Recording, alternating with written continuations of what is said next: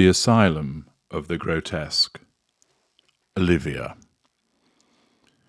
Olivia was a delightful creature who was an intimate partner secondary source of mine. She told me that her name meant peace and freedom. I laughed at that and told her it meant olive tree. I reminded her that parents often visit their inner hatred on their child when it comes to naming them. She seemed perturbed by that observation.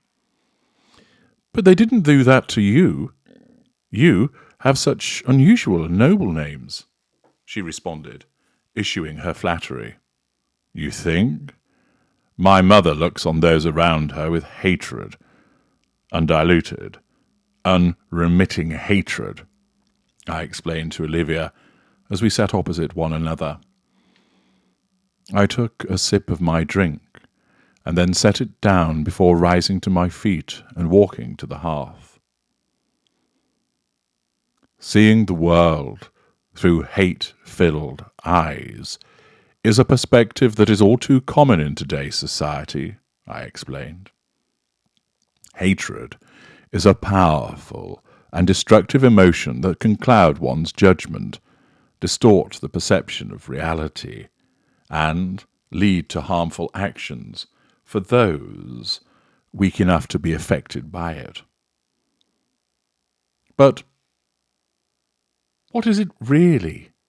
Hatred. Just the absence of love, surely, she countered.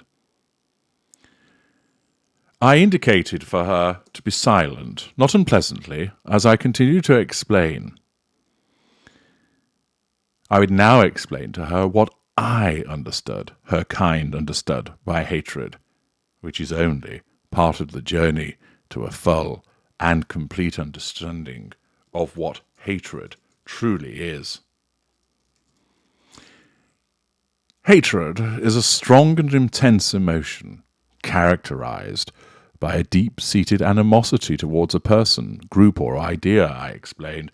It can stem from a variety of factors, including personal experiences, cultural influences, and societal conditioning. When individuals view the world through hate-filled eyes, they often become blinded to reason, to empathy, and to understanding. This can lead to a cycle of violence, discrimination, and division within society. Olivia sat nodding. When individuals harbour hatred, their perception of the world becomes distorted.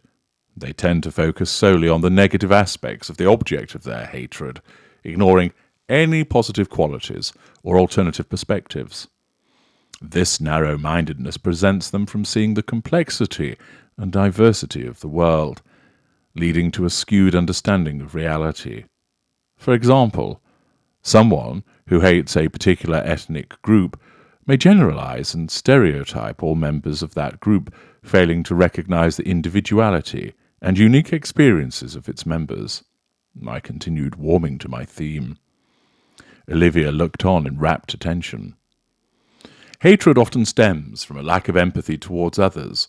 When individuals are consumed by hatred, they are unable to put themselves in the shoes of those they despise.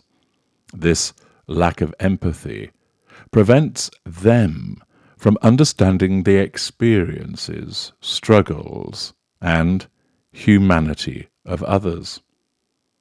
Consequently, they may engage in discriminatory or violent behavior without remorse or consideration for the consequences, I said. I paused and looked at Olivia. She was staring at me. Every word mattered to her.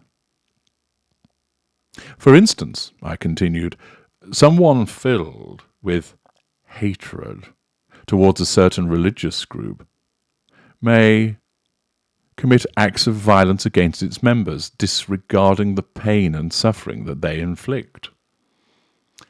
Hatred has a tendency to perpetuate a cycle of violence and hostility.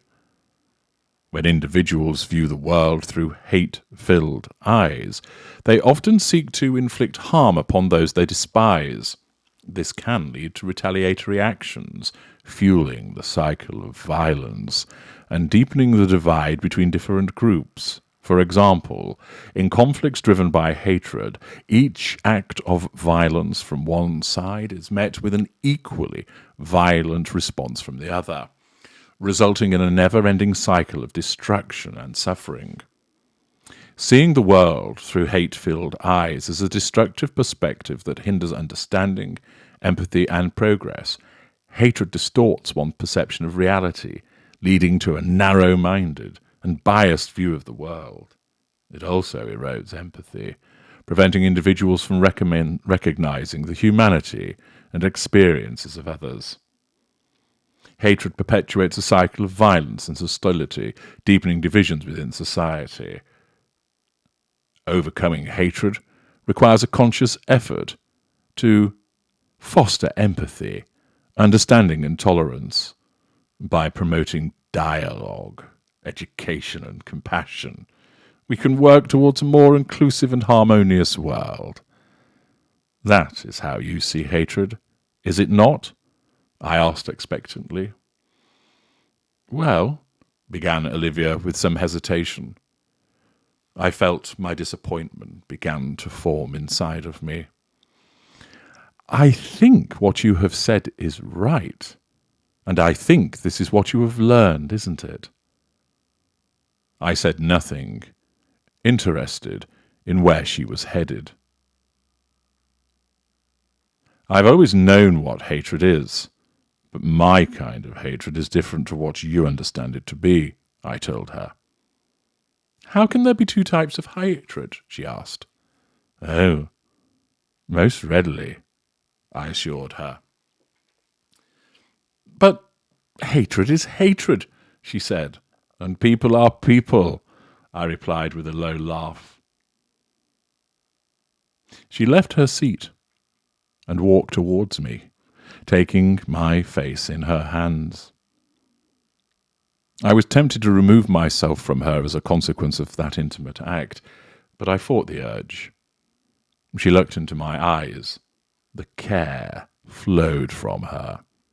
It was tangible. I know what hate is, but I don't think I've ever felt it, she confessed.